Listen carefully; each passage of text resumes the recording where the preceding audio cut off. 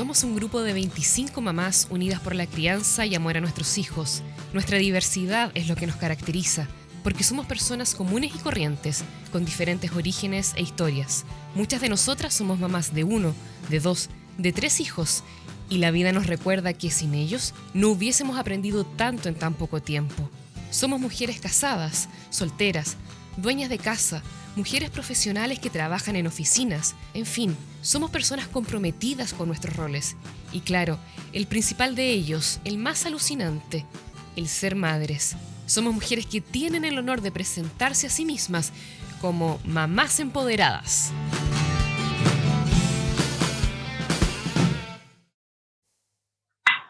Hola, muy bienvenidos a nuestro capítulo número 14 de Mamás Empoderadas. El tema que hoy nos convoca está demasiado interesante y es muy atingente a lo que estamos viviendo. Me refiero a la ansiedad de los niños y cómo se ha tenido que abordar en esta época de encierro prolongado producto de la pandemia.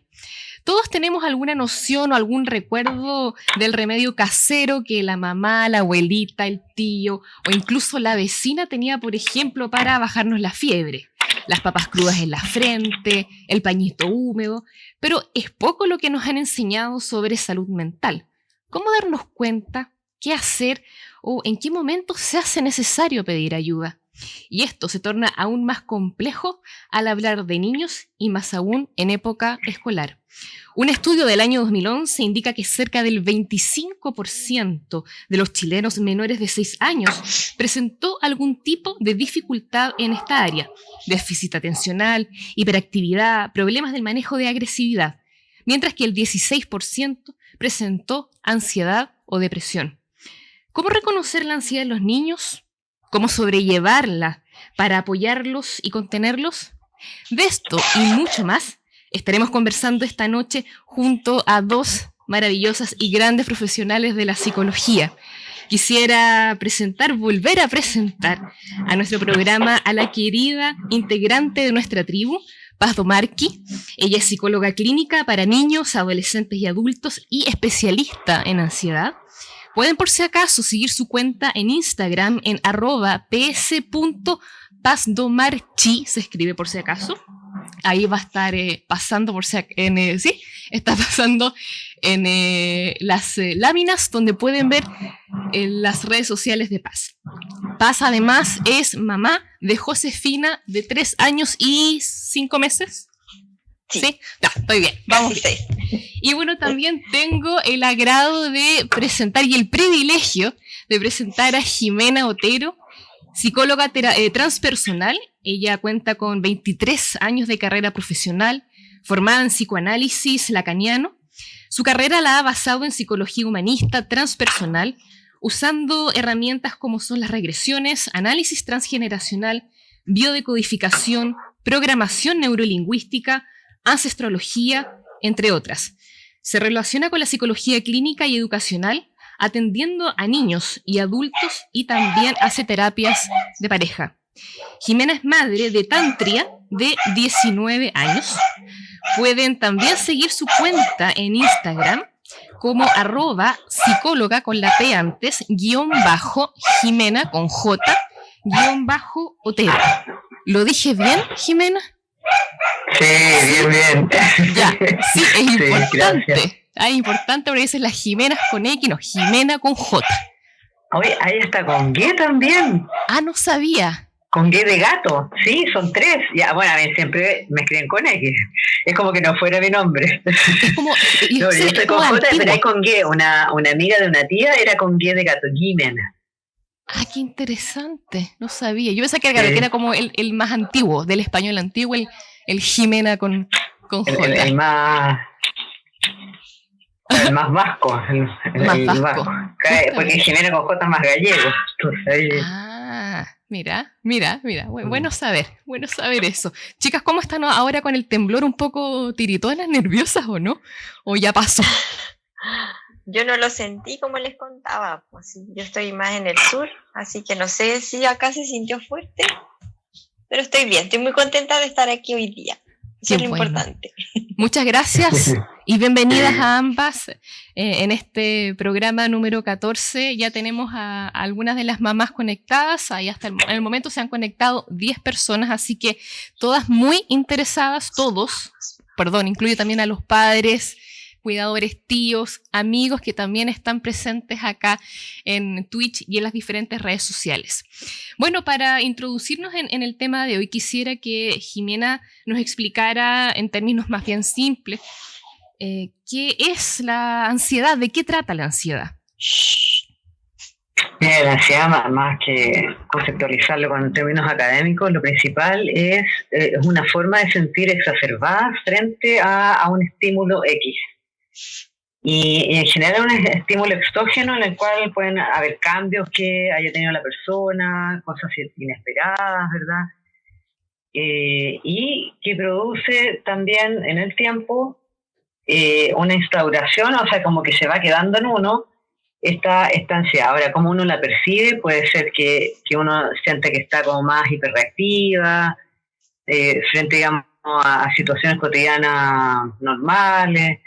Si alguien te habla, tuvo como que impresionarte más o sobre reaccionar frente a cosas, digamos, bastante livianas. Y eso también provoca algunos cambios en todos los niveles, en el corporal, en somatizar, puede haber bruxismo también, si eso ya va quedando, por ejemplo, los niñitos se empiezan a comer las uñas, o la enuresia que se empiezan a hacer pipí, o incluso también en copresia también, porque se hace caquita. Y bueno, por ejemplo, en adolescentes ya pasan, digamos, a otras cosas también más importantes. Pero esa es como la sintomatología como más generalizada de lo que uno puede percibir. Obviamente que hay muchos más detalles y más cosas, pero a grandes rasgos sería algo así. Ya. O sea, eso como cuando uno también siente como este nerviosismo y le dice, oh, este niñito es nervioso. ¿Podría ser interpretado también como una ansiedad? Yo haría una diferencia ahí entre el perfil del niño, que es como más la caracterología o lo que lo caracteriza, a la ansiedad. La ansiedad es algo distinto a la persona. ¿Ya? Ahora, puede ser que a través del tiempo eso se vaya quedando, ¿ya? Porque nosotros podemos partir desde un signo, un síntoma y llegar hasta un cuadro. ¿Ya? El cuadro es cuando ya está mucho más instaurado. Entonces ahí, claro, al principio hay leves señales. Ya de repente está como más, el niño quizás está más inquieto, más móvil, ¿verdad? Más le cuesta quedarse más dormidito, cositas así que uno puede ir observando. Después la cosa va avanzando y ahí quizás puede pasar de que el niño de frentón le cuesta quedarse dormido, que llegaría incluso hasta un insomnio de conciliación, o cosas también más pataletas, más cositas así. Pero es algo un poquito más exógeno. Ahora, eso también puede quedar en el tiempo, pero dependiendo también de esta línea, de leves síntomas a que eso se va repitiendo hasta que empieza a ser como más habitual. Y ahí uno lo empieza a como ver más permanente en el niño o en la persona. Mira, qué bueno eso que se da de forma a veces, claro, habitual. Por eso lo importante de estar observando permanentemente el comportamiento de nuestros hijos. Qué importante. Paz, y en tu caso, tu experiencia como psicóloga que ve habitualmente a niños, ¿cuáles has visto que han sido las causas que detonan ansiedad en los niños? Mira, lo cuento al tiro, pero antes quería agregar algo respecto de la ansiedad, que también podemos entender nosotros la ansiedad como una emoción normal que surge para avisarnos que podemos estar en peligro. Cuando tenemos ansiedad, se activa toda una cascada de reacciones en nuestro cuerpo que nos preparan para la acción, para poder huir, para poder pelear, para poder enfrentarnos a alguna amenaza. Entonces, eso es algo súper adaptativo que nos permite, en el fondo, sobrevivir. Por ejemplo, reaccionar rápido. Ejemplo, vas cruzando la calle, te tocan la bocina, tú, gracias a la ansiedad, gracias a que una partecita de tu cerebro se activa, y te hace que bombee sangre a los músculos y que en el fondo que no pienses, que solamente actúes, gracias a esa alarmita nosotros podemos seguir viviendo. Es algo que nos permite entonces protegernos y mantenernos a salvo. Y también existe la ansiedad, como decía Jimena, que es como más cronificada, más intensa, que es cuando se vuelve un problema. Entonces la ansiedad la podemos entender como una emoción muy útil, como una señal que nos alerta de los peligros y también como un problema. Entonces cuando ya está como instaurada y es muy intensa y empieza a afectar distintas áreas de la vida, ahí ya hablamos de un trastorno de ansiedad cuando hay que consultar y pedir ayuda porque causa mucho sufrimiento, muchas limitaciones en la vida. Y volviendo a la pregunta que me decías, Eli, en los niños las causas pueden ser muchas. Por ejemplo, cuando hay cambios en la vida, cuando hay alguna pérdida importante, cuando pasan un trauma, cualquier cosa que sea muy intensa puede gatillar una ansiedad, pero también siempre es importante ver el estilo de crianza en el que vive el niño, cómo son los papás, cómo lo tratan, cómo son los papás en el fondo, porque si los papás tienen esta tendencia a la ansiedad, probablemente el niño también la va a heredar, porque hay siempre un componente genético importante en todo lo que tenga que ver con los problemas de salud mental. Así que hay que mirar hartos factores ahí. Eso también queríamos como preguntar como equipo si efectivamente era hereditario y en ese sentido Jimena también con todos sus conocimientos de transgeneracionales nos puede responder un poco, porque yo lo he visto, lo he presenciado, que hoy el niñito se pone complicado, está ansioso porque es igual al tío, no, si es igual a mi padre, es igual, como que le tienden a colocar ciertas cosas de otros familiares. Entonces, ¿es así? ¿Efectivamente se puede heredar la ansiedad? ¿Qué opinas tú, Jimena? Sí, en cuanto a conducta, se podría heredar dentro de lo que es el lenguaje también popular, en el sentido de que, claro, se parecen, hay una conducta familiar, como decía Paz también, que es repetitiva en cuanto al estilo familiar. Tiene un estilo familiar como más ansioso, más hiperactivo frente a los eventos, o más relajado, por ejemplo, el temblor que vivimos ahora. Quizás algunas personas van a llegar y van a saltar, otras se van a quedar quietas, otros, digamos, se van a preocupar, esto quizás puede significar que viene algo mucho más grande, y otros quizás no pescar. Entonces, ahí, claro, depende un poquito del estilo de familia en cuanto a cómo también se va a reaccionar, porque claramente nosotros, con nuestra forma de ser, también vamos enseñando a los hijos de cómo enfrentarse al día a día y al mundo. Sí. Claro. Bueno, de hecho acá las mamás que están súper pendientes de lo que están diciendo, una de ellas, Marcela, está comentando, dicen que esto obviamente es imitación, que los niños todo lo imitan. Entonces, me imagino que hay una época en particular donde los niños son sumamente esponja y es donde hay que prestar atención sí o sí.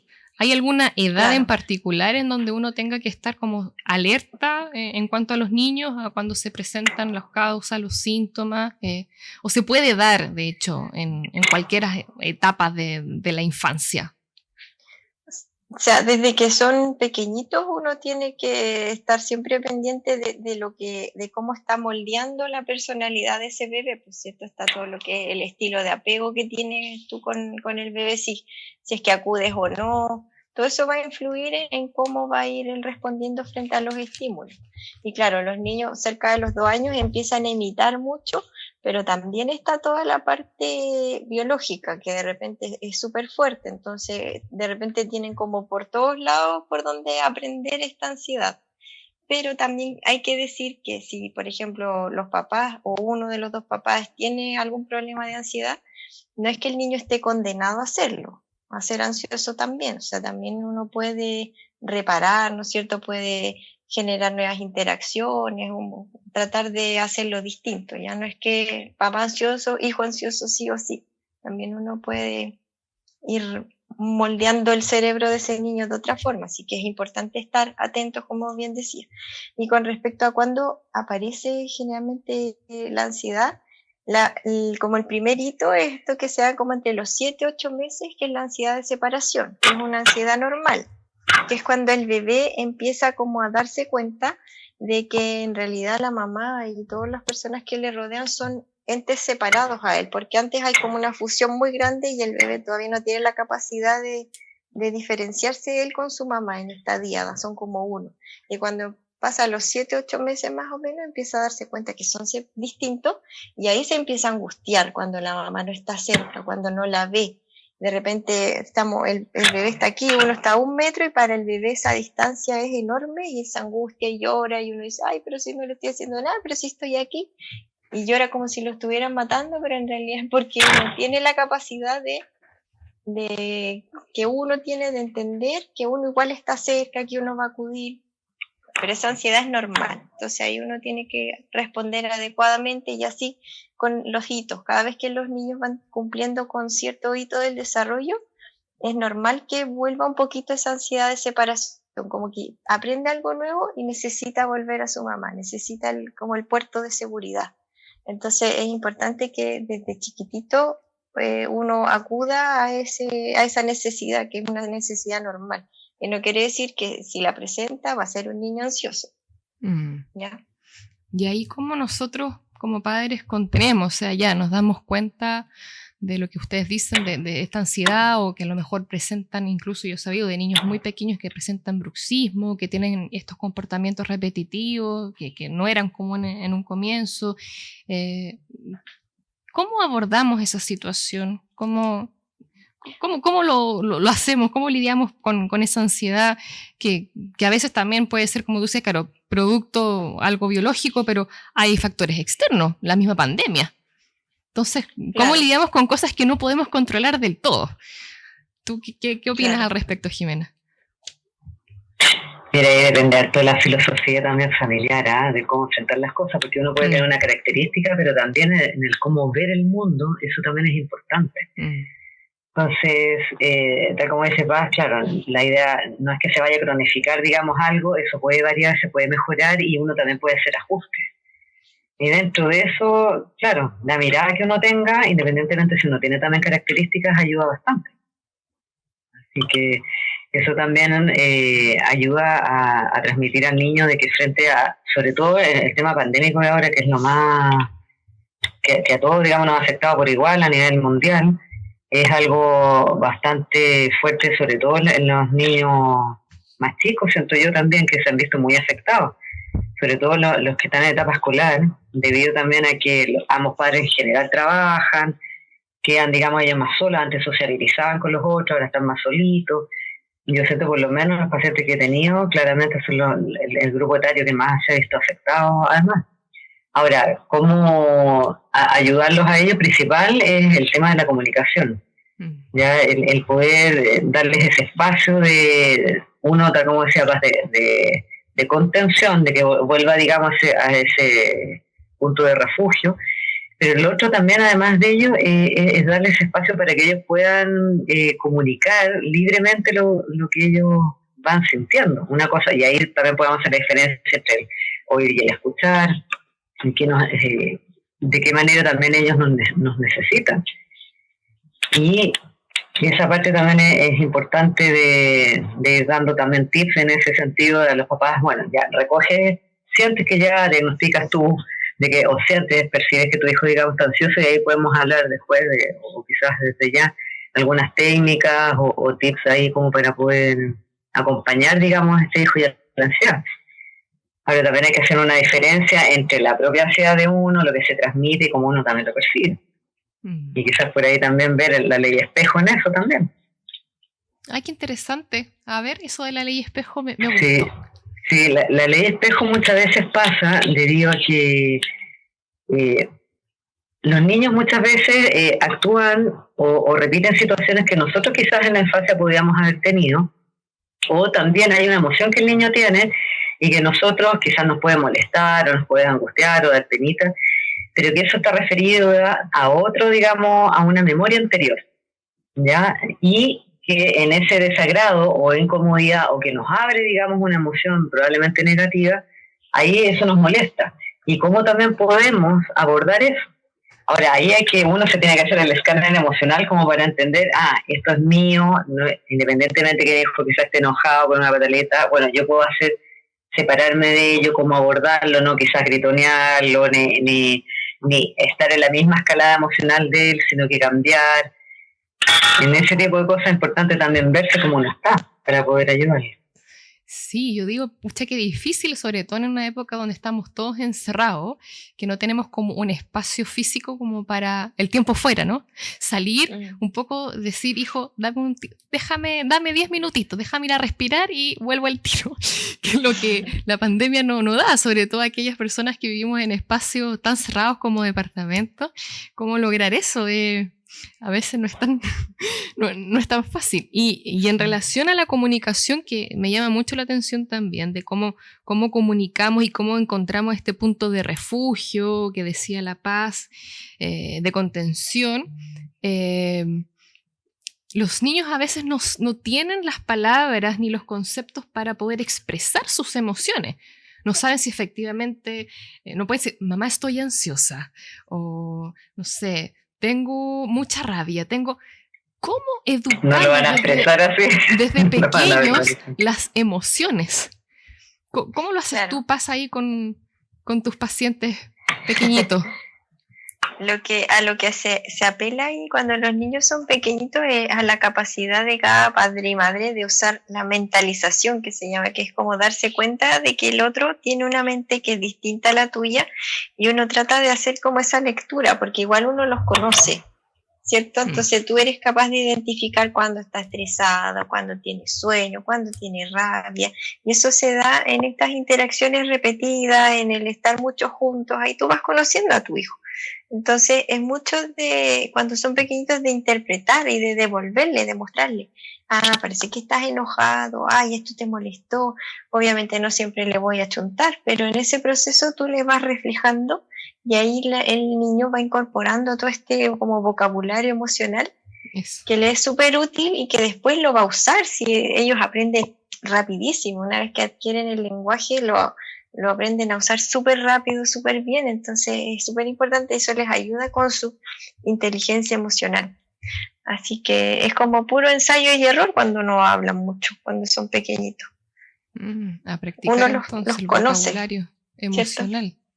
Eso es un nuevo término para mí. De hecho, acá hablando de nuevos términos, Maida Orellana, una de las mamás, opina acá en Twitch. Dice, buen término, hacernos el escáner emocional para poder ayudarnos. Muy cierto. Qué importante, claro. O sea, uno tiene la imagen de hacerse como el escáner emocional de a poco. Pero es re importante hacerlo de vez en cuando. A veces el tiempo, el trabajo no te da espacio para poder hacerlo. El escáner como emocional. para mirarte. Y frente sobre todo a situaciones nuevas, porque tal como decía Paz, claro, uno conoce los hijos, pero frente a situaciones tan grandes como la que hemos vivido ahora de pandemia, en general ahí uno pierde también como la brújula interior, y también el desconocimiento frente al otro, porque es una situación nueva. Y es mucho más. Nosotros, digamos, en Chile nos hemos enfrentado siempre, cada cierto tiempo, ¿verdad?, a grandes terremotos. Y en ese sentido, frente a un gran hito, en general surgen incluso reacciones nuevas, que no son las esperadas, no son las habituales. Entonces, ahí es donde tenemos que tener un poquito más de ojo también, porque claro, la habitualidad de lo cotidiano, claro, hay cosas que nosotros podemos repetir, pero frente a cosas que no son las habituales, como una pandemia, como un terremoto mayor, ¿verdad? Claramente se va a reaccionar probablemente quizás distinto. Y claro, siempre digamos no hay una tendencia, no tienen una esencia, pero pueden aparecer cosas nuevas. Y ahí es donde también hay que estar como atento, como algo que antes no hacía el hijo, cosas repetitivas que puede hacer, como lo que hablábamos antes. Eso también es interesante, que pueden aparecer cosas nuevas. Claro, en general cualquier cambio importante en su forma de ser es signo de atención. No siempre va a ser algo malo, terrible, pero siempre hay que estar atento a los cambios y observarlos y conversar y darse el tiempo. O sea, eso es una estrategia que es para toda la vida, pues, y para todas las personas, no solo para los niños. Y frente a esta situación, si ya es demasiado permanente, cuando yo digo, ok, sí, tengo que llevar a mi hijo a un especialista, o ya incluso a recurrir a medicarlo, ¿cuándo ocurre eso? ¿Cuando hay como ya un trastorno de ansiedad? ¿Cuándo se recomienda ir a un especialista? Cuando... Mira, ya, tú. Ahí nos topamos. Bueno, mira, en general a veces pasa de que aparece algo nuevo, que nosotros le podemos llamar el signo en nuestra jerga más profesional. Cuando aparece algo nuevo, claro, hay un periodo de tiempo que tú puedes decir, ya, esto quizás va a pasar, entonces ya pasó un mes, o sea, una semana, unos días, a un mes. Ya cuando sientes que está como ha pasado mucho tiempo, ahí es importante a veces consultar. Hay una diferencia que en general en Chile somos mucho más reactivos, consultamos después y no tan preventivos. Entonces también esa es una diferencia. Ahora, si tú reaccionas después, claramente ahí va a haber un cuadro como mucho más instaurado. Por ejemplo, ya una enuresis, ya los niños están haciendo pipí no una vez a la semana, sino que varias veces durante la semana. Está el tema, digamos, de bruxismo o de pesadilla, terrores nocturnos, cositas así también. Ahora, como preventivamente, que también me ha tocado papás que es más escaso, pero sí que también consultan más preventivamente, claro, ahí pueden ser desde signos que tú notes que es algo distinto a lo habitual. Por ejemplo, que rechina dientes o el bruxismo y que antes no lo hacía. O que le cuesta mucho más dormir, o que anda como un poquito más inquieto. Y así también tú previenes de que aumente, digamos, ese cuadro y se instaure algo mayor.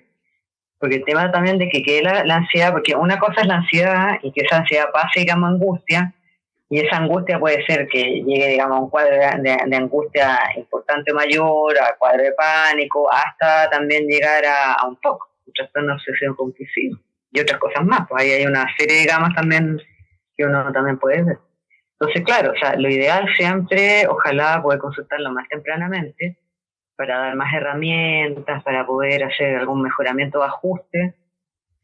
Y, claro, no tan reactivamente como se hace más acá en Chile, o como lo hacemos en general. Wow, mira, qué impresionante lo que estás diciendo, porque a lo mejor hay adultos que en su niñez tuvieron muchísima ansiedad no tratada y que hoy son tratados de gente mañosa, complicada. Lo que tú decías del TOC, no sé, yo conocí un caballero que limpiaba todas las manillas de las puertas, iba con un pañuelo a todas partes, no sé cómo lo hará ahora todo esto con la pandemia, debe ser peor. No, ahora con la pandemia, los de TOC, lo deben pasar pésimo. Ha aumentado mucho. Entonces, qué importante, porque esto también puede ser incluso no solo para niños, sino para ciertos adultos que no resolvieron o tuvieron temas en su niñez y que, en realidad tengo que resolverlo ahora. Yo creo que es súper importante eso. Tenemos acá más preguntas. Oriana pregunta, ¿cómo puedo diferenciar impulsividad de ansiedad? Ya. ¿Yo? Sí. La impulsividad es cuando un niño, o una persona en realidad, actúa sin mucho filtro, sin pensar mucho. Dice algo, no sé, pega muy rápido, cualquier cosa que vaya como sin filtro, como sin regulación conductual, cosas que se ven de repente como inadecuadas. Esa es la impulsividad. La ansiedad tiene que ver con, hay que acordarse del miedo. Cuando uno siente miedo, se activa esta respuesta que es la respuesta del estrés, que es la respuesta pelea o huida, que tiene que ver con enfrentar algún peligro. Esa es la ansiedad. Entonces, por ejemplo, los signos físicos y emocionales de la ansiedad son tener dolor de pecho, dolor de estómago, náusea, mareos, dolor de cabeza, cansancio, taquicardia, respirar rápido, todo lo que uno entiende como por nerviosismo. Ahora, en lo conductual, tiene que ver con todo lo que esté relacionado con el miedo. Por ejemplo, el niño que tiene miedo a hablar en clases, que tiene miedo a ir al colegio, separarse de la mamá, que no le guste, por ejemplo, ir al dentista, al doctor, que le den temor esas cosas, las pijamadas, que todo lo nuevo le cause mucha angustia. Esa es la ansiedad. Y en el ámbito del pensamiento son estos niños muy preocupados, como temerosos, así como, uy, pero va a pasar esto, ay, pero mamá no salgas, ay, que cuándo te vas a morir, me va a ir mal en la prueba, me voy a equivocar, el profesor me va a gritar, se van a reír de mí, el perro que me va a morder. Esa es la preocupación, la ansiedad en los niños. Y también se da cuando hay mucha dependencia, que los niños ansiosos siempre buscan mucha seguridad. que esté el papá o la mamá cerca o algún adulto de confianza, entonces como que chequean así ya, pero no te vayas lejos, que en el fondo les aseguren que todo va a estar bien. Y también son niños extremistas que ven, por ejemplo, cosas pequeñas como un gran problema, como catastrófico, pensamiento catastrófico. Ese es el niño ansioso, es distinto al niño impulsivo. El niño impulsivo es el que, no sé, pues, va corriendo y te bota el vaso porque no se dio cuenta o porque se enojó mucho contigo y te tiró el zapato en la cara. ¿Y eso impulsivo no es igual a agresivo? A veces con los niños como que tiran el pelo y tienen la rabia. Es que la impulsividad es como con cualquier emoción, pues como que no hay mucho filtro. Puede ser que sea agresivo y además impulsivo. ¿Sí? Claro. Yeah. Sí, es diferente. La impulsividad en el ámbito clínico es distinto a la agresividad. Como decía, digamos, Paz, la impulsividad puede ser algo como algunos chascarros, ¿verdad? Pero ya la agresividad no, hay una explosión distinta. Ahora, por eso también hay que observar algunas cosas, porque nosotros estamos hablando de ansiedad, que nosotros podemos observar, pero también hay niños que implosionan. Los que implosionan, una cosa es explotar y otra cosa es implosionar. Y la implosión, claro, son niños que en general son mucho más acomodatizos, sobre todo los que tienen casi un síndrome de sobreadaptación parental, en el cual ellos siempre se portan bien, están adecuados, es como el niño perfecto, el viejo chiquitito que se llama, digamos, a nivel popular. Con ellos hay que tener especial atención también, porque los demás hijos que son más expresivos o que son más conductualmente, nosotros cuando nos referimos a lo conductual, cuando lo podemos observar, esos cambios, ver que algo realmente está pasando afuera, claramente es más fácil identificar, pero los niños que son más implosivos, como decían por ahí, llevan su cruz, digamos, a cuestas. Entonces, a ellos hay que poner en especial atención, porque ellos son los que probablemente en el futuro desarrollen un TOC o algo así, como tú decías, esa persona que andaba con el pañuelo en las manijas, porque claro, se lo guardó, y claro, buscó. Todas las personas llegan a estos recursos, los trastornos de los cuadros son recursos, que no son basados en el bienestar, pero son herramientas, son como, quizá el lenguaje popular sería como un mecanismo de defensa, como una herramienta para, digamos, afrontar algo. No es que esté hecho, digamos, de la nada, tiene un fin, es igual que enfermarse. Enfermarse también tiene un fin. Pero claramente por ahí hay que observar, digamos, más anticipadamente también. Oye, qué importante lo de la implosión, porque me recuerda estoy como en terapia yo también, yo creo que las mamás también a una infancia, no solo la mía, sino de que muchas personas, yo no sé si tiene que ver con un tema generacional, que a uno también le enseñaron un poco a sobreadaptarse, a quedarse callada, no opine, silencio, solamente los adultos, levante la mano para hablar. Entonces como que el entorno familiar, social, yo no sé si también el entorno de país que uno vivió, no sé, social político, por decirlo de alguna forma, te llevó a convertirte en este viejo chico que decía Jimena. No sé si es tan así, también afecta. Claro, es lo que habla Felipe Lecanelier, este psicólogo chileno bien famoso que da la pelea siempre ahí por el bienestar de nuestros niños. Dice de los niños internalizantes, que los que son todo hacia adentro, los que no dan problemas, que son más calladitos, que se encierran en la pieza. Y él siempre dice que hay que preocuparse mucho de ellos y uno tiene que ir, porque ellos no van a ir a buscarte y a decirte, mira mamá, tengo un problema. No, ellos se van a quedar en la pieza, no te van a hablar. Y son más propensos a presentar problemas de salud mental más severos que los externalizantes, que son los que son para afuera, los desordenados, los que pegan, los que alegan.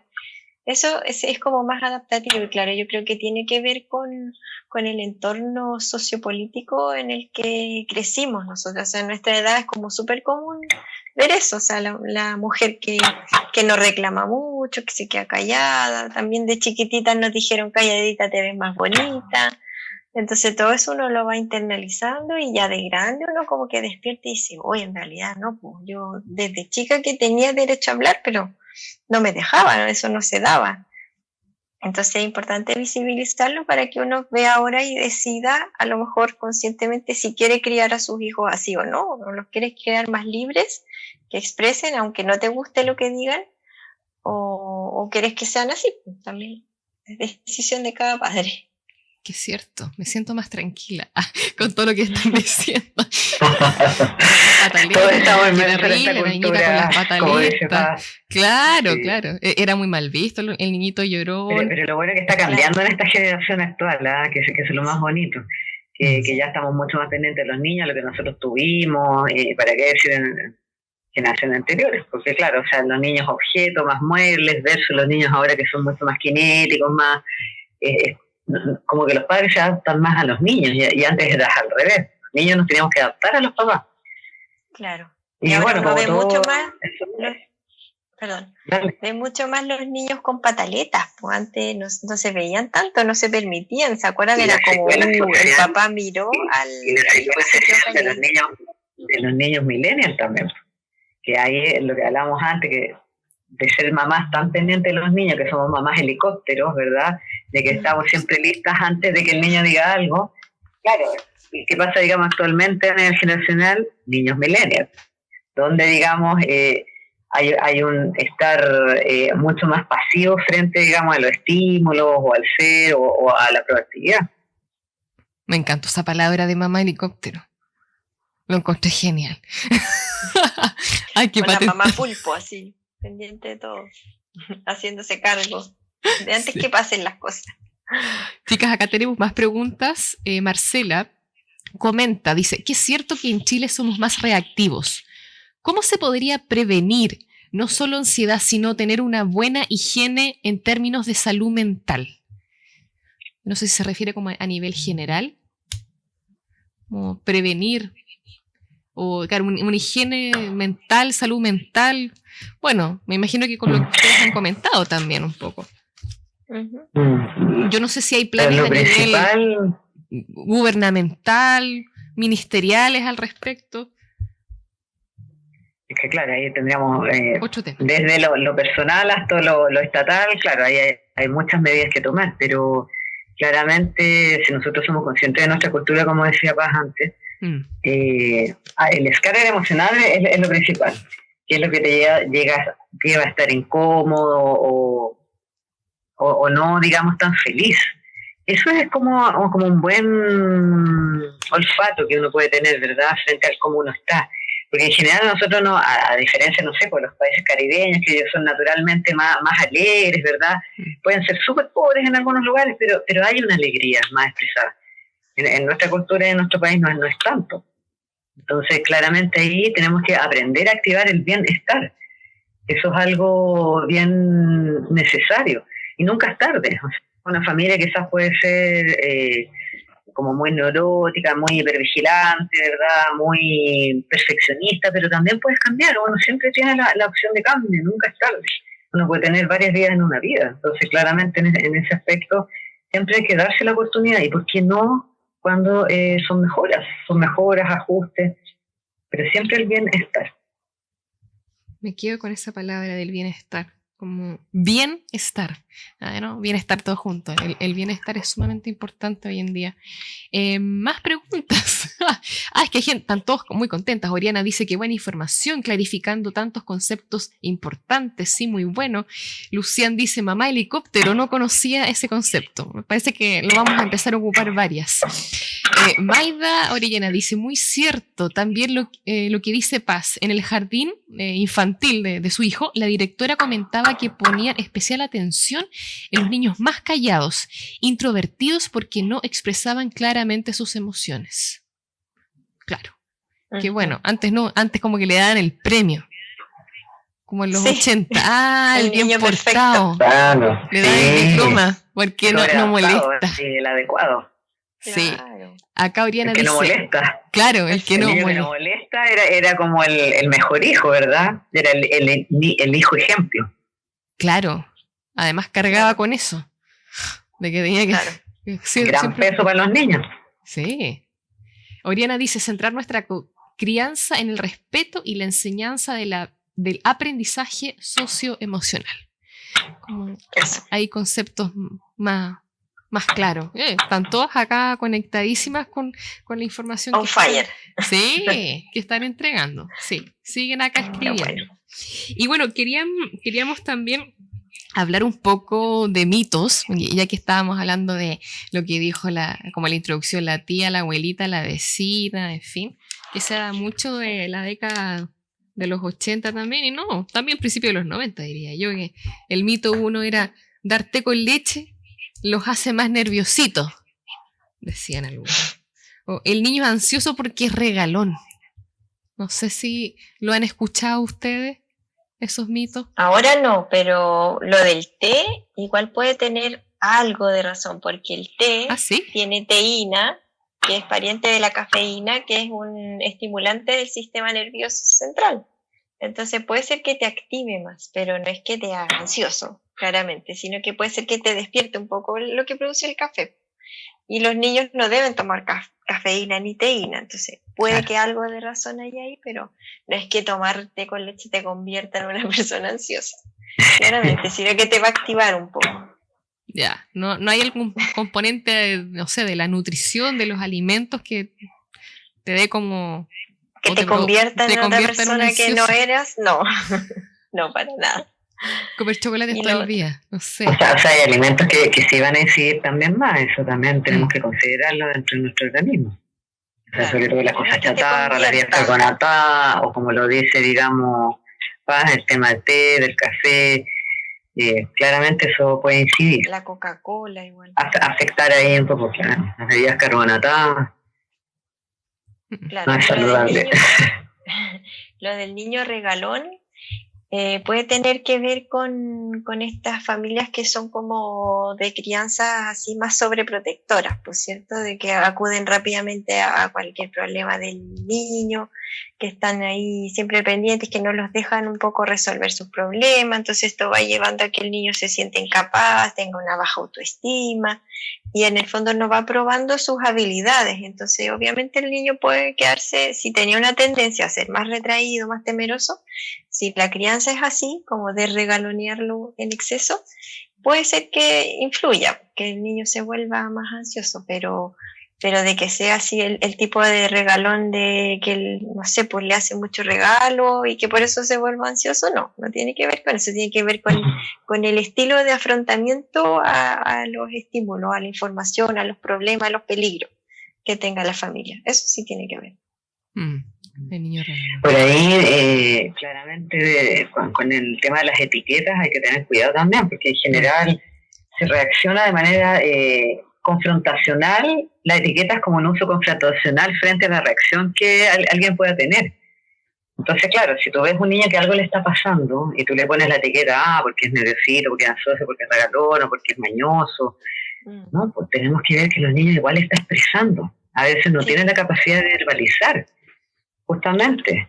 A menos que tengan, digamos, una full comunicación y demás, pero ni siquiera eso tampoco. A veces los niños, a pesar de la comunicación, no nos van a contar. Pasa bastante también. Entonces, claro, hay que empezar, digamos, a leer ya, esto que está pasando, significará otra cosa, comentarlo con él, mira, te he notado que estás así, un poquito quizás más nervioso, más ansioso, noto que estás picoteando más la comida, que te están mordiendo un poquito las uñitas, o que de repente al jugar uno en el juego también, ahí uno puede observar muchas cosas además, eso es lo súper esencial, sobre todo en niños más chiquititos. El juego, incluso uno, digamos, cuando tiene niños, observa, digamos, la hora de juego, clínica se llama, ¿verdad? Donde uno observa qué temáticas salen en el juego. Puede haber una temática de agresión, de que de repente puedan destruir los juguetes, sacarles la cabeza incluso a sus muñecas, jugar mucho a los choques. Si algo va cambiando en la temática de juego, ahí digamos que está tratando, algo está pasando también. Entonces, no tan solo con lo directo comunicacional podemos verlo, también en lo somático y también en la dinámica en el juego. Si el niño pierde el interés también, hace cambios de interés o de hábitos en su cotidiano, también eso es un síntoma. El tema de la observación es interesante, y sobre todo la etiqueta en el fondo es una información que deberíamos, algo está pasando acá. acoger, digamos, permitirnos a indagar más, que poner así una reacción, esto es por esto. En general, digamos, antes se hacía mucho más, yo creo que ahora estamos más atentas, tenemos una cultura por lo menos de mirar de otro modo las cosas, sobre todo hablando de esta cosa más generacional, cultural que hablábamos antes. Sí, y que ahora además hay como mucho más maternidades, paternidades colaborativas, donde uno ya no está tan sola como antes. Los problemas, efectivamente uno como padre es quien decide, pero ya si pertenecemos a una tribu donde nos puedan contener o apoyar y entregar más información, yo creo que eso es fundamental. O sea, hoy en día uno cuenta como con esa herramienta. Acá siguen opinando. Bueno, acá dice Lucián, sí, estar siempre muy atentas a todo y a cualquier problema que pasa con la guagua, claro, que pasa con nuestros hijos. Qué importante realmente ver, lo pone con mayúscula, con alta, ver a nuestros hijos. Y esto, claro, es como la reflexión final que están aquí comentando las mamás empoderadas, es que hay que ser más observadores. Yo creo que sí, porque a veces la rutina nos consume. La vista gorda. Sí, estamos viendo de repente los papás están súper sobreocupados. Yo creo que el trabajo en casa, algunos nos ha beneficiado, digamos, trabajar en casa por este tema pandémico, pero otros papás no lo han beneficiado tanto, sobre todo cuando hay niños chiquititos y sobre todo las mamás que están a 3 tiempos, bueno, todos hemos estado a 3 tiempos, casa, trabajo, personal, la pareja, todo en el mismo espacio-tiempo. Ha sido como bien difícil también disociar los tiempos o que los tiempos no transgredan las otras áreas de vida. Entonces hay un tema importante de que, claro, no estamos en las mismas condiciones de poder observar, dejamos muchas cosas pasar. Entonces en eso ya como que la cosa se va instaurando más, se va repitiendo más y claro, en general uno quisiera no agobiarse tanto, esperar a que la cosa se pase sola, pero no, pues quizás hay que mirarlo y pedir apoyo. Si eso es, en el fondo, consultar nunca, digamos, está de más, al contrario, es una inversión para sí mismo y eso también tiene que ver con el bienestar. Argentina siempre me ha gustado mucho que ellos tienen como sus psicólogos y terapeutas de cabecera, a diferencia, digamos, de nosotros, que acá es como algunos todavía creen que el psicólogo es casi, digamos, para eventos psiquiátricos, probablemente tal en la parodia que se hace, pero cada vez se consulta más, o sea, acceder a las herramientas. Si tu auto tiene un problema, tú vas al mecánico. Si tú quieres, digamos, enseñarle a que tu hijo aprenda algo, contratas, digamos, en la pedagogía, ¿verdad? ¿Por qué no consultar en estas otras cosas? Hay que hacérselo fácil. Eso es algo que tenemos ahí que saber instaurar más. Rápido y fácil. Si existe el recurso ahora habemos tantos psicólogos, ¿por qué no utilizarlo? O sea, al final la salud mental es la base de muchas cosas, muy importante. Sí, por eso estamos conversando este tema y yo sé que había mucha gente interesada en escucharnos y bueno, esto ustedes ya saben, queda para la posteridad, lo van a poder escuchar muchas personas en Spotify, en YouTube y comentarios también en redes sociales, porque es algo que nos está pasando a todos en gran medida y ya no es como antes que uno llevaba la procesión por dentro, siempre digna, decía mi abuelita, siempre digna. No, ahora uno lo puede decir, uno puede sacar la voz, me encanta esa palabra, uno puede hoy en día sacar la voz sin miedo, sin que te critiquen. Dejando de ser mamás perfectas también, pues mamás o papás perfectos, porque claro. Sí, como que si tú no lo puedes resolver, como que tienes, digamos, menos cualidad o menos puntos. No, al contrario. Cuando uno, digamos, siente de que no se la puede en algo y todo, hay que consultar y eso te hace hay que aplicar inteligencia emocional. En ese aspecto es algo mucho más inteligente de hacer que quedarte esperando que se resuelva solo. Así es, sí, así es. Les quiero comentar que llevamos 50 minutos de conversación, aunque no se nota a veces porque se pasa sumamente rápido. A mí por lo menos como 5 minutos, claro. Siempre me pasa eso, que se pasa sumamente rápido el tiempo. Tanto acá las mamás por si acaso felices, contentas, agradecidas de este programa especial con expertas, especialistas. Y bueno, no sé si quieren decir alguna palabra de cierre, de reflexión. ¿Tienen algo más que decirnos, algún otro consejo. Bueno, había otro mito, todo esto que se me olvidó leer, que era el niño es ansioso porque es muy imaginativo. Ese no lo había escuchado. Yo tampoco. No, ese era nuevo, ¿eh? No sé, alguna mamá que tenía ahí se puso creativa. Mito. Sí, mucho mito. Claro, como niño histriónico en el fondo. Eso le dicen a los niños que son más histriónicos. Ah, ya. Ah, ahí está, claro. Pero eso no significa que no le pase nada, pues también significa que algo le puede estar pasando. Claro. Claro. Y lo de la imaginación puede ser porque cuando uno tiene ansiedad es más, claro, se imagina siempre lo peor, pues el peor escenario, está siempre como con la catástrofe ahí, tembló un poco, Hay más producción. Al final siempre vamos a morir, siempre lo peor. Claro, hay más producción catastrófica y de fantasía. Por ahí venga, claro. Yo quería decir para cerrar que como la aproximación parental que se ha visto que es mejor para cuando un niño tiene ansiedad es de dos partes. Una, de empatizar primero, como de acoger, validar al niño, así como, veo que te pasa algo, te entiendo, parece que te da susto, y ya te doy un abracito, como te contengo para que te devuelva esa seguridad. Y después, cuando el niño está seguro, tiene que venir la otra actitud, que es como de vamos, tú puedes y yo estoy aquí, pero anda tú solo y tú tienes que tratar, y en el fondo estoy súper tranquila porque sé que tú puedes, como darle esa independencia también, esa autonomía. Pero tiene que estar las dos cosas juntas. O el acoger primero cuando está mal y después cuando ella está calmada se la puede, vamos, tú puedes. Porque si tú no le das esas oportunidades, probablemente él o ella no las tome y no va a obtener la experiencia en la práctica, en la realidad de que es capaz y de que las cosas no son tan terribles a como se las imagina. Entonces eso es como la recomendación que dan para cuando los niños tienen ansiedad. Dicen que es bueno ser en un principio como un perrito, así como cariñoso, que te acerca y nanar, y después como gato, como ya más independiente, tú puedes, cuando estás en la calma. Ah, qué buen ejemplo. Bueno, de hecho respondes a una de las preguntas de las mamás que decía consejos para niños con ansiedad. De hecho yo la anoté, o sea, empatizar, acoger, validar, cuando estar seguro, vamos, que tú puedes, independencia, autonomía. Y bueno, pero acá dice Marcela si hay algunos ejercicios o algunas rutinas que se recomiendan con los niños. Jimena, ¿qué nos puedes decir? Sí, mira, yo apuntaría, lo que practico harto, digamos, en sesiones son las técnicas más como psiconeurofisiológicas. Dentro de esas hay unas técnicas que son de acupuntura emocional, que yo le llamo, de Emotional Free Techniques, donde tú vas a tocar distintos puntos de meridiano. Son 14 puntos, pero yo dentro de eso hay 2 puntos que son súper interesantes para el tema de la ansiedad.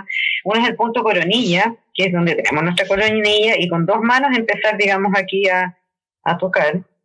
Eso más o menos por 1 minuto a 15, que eso lo pueden hacer, tú te puedes sentar con el niño, si son más chiquititos, frente a frente, entonces ya, hagamos este punto. Y empiezan ahí los 2. Y quizás pueden anexar una palabra que es lo contrario, digamos, ansiedad, quizás calma, tranquilidad, o mar. O quizás, digamos, objetos del mar, o soy, digamos, un ave. Y el otro punto, digamos, es que es el punto karate, que es muy bueno, porque en el tema de la ansiedad, como lo decía antes, se activan en 2 hormonas importantes, que son la adrenalina y el cortisol, que son mecanismos de huida, defensa y de ataque. Por lo tanto, como eso está mucho más alto, ese cortisol incluso, este punto de acá, oxitocina, ayuda, digamos, a rebajar las hormonas negativas y aumentar las positivas, así como el lenguaje como más simple. Uh-huh. Y este punto karate ayuda, digamos, a activar la hormona para que empiece, digamos, a producir y todo empieza como una autosedación, por decirlo así, positiva. Es el borde de mano, no es ni la palma, ni es el revés, sino que es en el borde de mano. Puede ser en cualquier mano. Entonces ahí tú vas a aplicarlo por 1 minuto. En Oriente se dicen que son 5 minutos, acá en Occidente como 1 minuto. Puedes agregar una palabra. Lo otro también con los niños, trabajar la respiración, que es algo también como son mucho más corporales, están más unidos a eso. Aparte, digamos, del abordaje que decía Paz, esta cosa, digamos, ya cuando tú ya ves que hay una ansiedad propiamente tal, sentarte, digamos, frente a frente, ponerte también en esa postura de yoga, de que lo veíamos el otro día con Mariela en otra entrevista, que se trata, digamos, la postura de la abeja, que tú te pones, digamos, en posición de loto, con tus dedos índices, tapas tus oídos y haces... O el sonido de eso, digamos, ayuda bastante también, claro, a botar. Y otros, bueno, son técnicas del soplaje de respiración psicofísica que es bastante importante. Inflar la guatita como un globo, tal como respiran los niños chicos, sacándola hacia afuera, respiraciones lentas, profundas, pausadas. Aguanta el aire. La fase de la respiración en relajación son 3 fases. Inspirar, retener, exhalar. La fase de retención es la más importante. Cuando tú retienes, el cerebro dice, me estoy quedando sin oxígeno, por lo tanto, manda stand-by al cuerpo. Así que esa es la parte más importante en la respiración de relajación. Inspira. Aguanta lo más que puedes y botas. Lo estoy haciendo. Y eso, mira, con unas 3-5 respiraciones es maravilloso. Yo lo enseño harto también cuando las personas tienen crisis de pánico y es maravillosa la técnica, es súper simple y rápida. Respirar. Entonces, en ese sentido, son técnicas que están a la mano. Claro. Y como tips hay de regalo para aplicar, son maravillosas. Wow. La respiración es fundamental porque uno no es consciente de eso. Sí, evitar la respiración clavicular o superior, sino que en el centro del cuerpo, que es estomacal. Entonces ahí se amplifica más pulmones, ¿verdad? Y ahí tú... Se oxigena todo, sí. Te lleva, digamos, una calma. Buenísimo. La fase de retención, recuérdenlo. Retención, sí. Lo voy a anotar acá también. Qué entretenido, me encantó. Bueno, ya son las 22:34. La Marcela está muy interesada, una de las mamás. Dice, qué buenísimas las técnicas, es como el botiquín frente a la ansiedad y crisis de pánico. ¿Dónde podemos conocer más de estas técnicas? Mil gracias. Muchas gracias. Están todas agradecidas. Marcela, me encantó esta frase. Botiquín frente a la ansiedad. Me estoy imaginando el botiquín. Está muy bueno. Ya lo estamos llenando. Lo estamos llenando de a poquitito. Están todas muy contentas. Bien, ahora sí yo creo que es tiempo de terminar el programa. Nos encantaría seguir, pero bueno, ya es tarde, tenemos responsabilidades, tenemos que llamar a nuestros familiares para saber qué pasó con el temblor, que lo sentí como terremoto. Dice la ansiosa, exagerada, van a decir. Así que quisiera agradecer, bueno, a nombre de las mamás empoderadas, nuevamente su disposición, su tiempo, su conocimiento, la sabiduría. Ha sido de verdad, como siempre, hemos tenido la suerte, como hablamos también con Jimena antes de comenzar el programa, con la sincronía. Yo soy pero fiel, yo creo 100% en esta sincronía, que se da esta fluidez, es por algo, es porque tenemos que llegar con este mensaje a más personas, así que quisiera agradecerles. Justo un día temblor. Claro, además, día que no volvamos a olvidar, ¿eh? Está claro. Agradecerles y bueno, invitar a todas aquellas personas que nos escuchan, que si no nos pueden escuchar en vivo, vamos a estar en nuestras redes sociales. Estamos en Instagram como Las Mamás Empoderadas, nos pueden buscar en Facebook y pueden suscribirse a nuestro canal como Mamás Empoderadas Podcast, y también en YouTube Mamás Empoderadas. En YouTube van a poder ver allí una lámina con todos los iconos que representan nuestras redes sociales, donde nos pueden escuchar las veces que quieran. Denos like y sus comentarios, por favor, porque ahí vamos a estar pendientes para responderles y entregar información también complementaria. Bueno, entonces yo me despido, agradezco a Jimena, a Paz, que estén muy bien. Gracias. Cuídense. Gracias a ti, a Jimena. Un abrazo a ustedes dos y cariños, digamos, a las personas que nos han escuchado y que estén muy bien. Gracias Paz, gracias Jimena. Nos vemos entonces. Chao. En otra oportunidad. Que estén bien. Chao. Chao.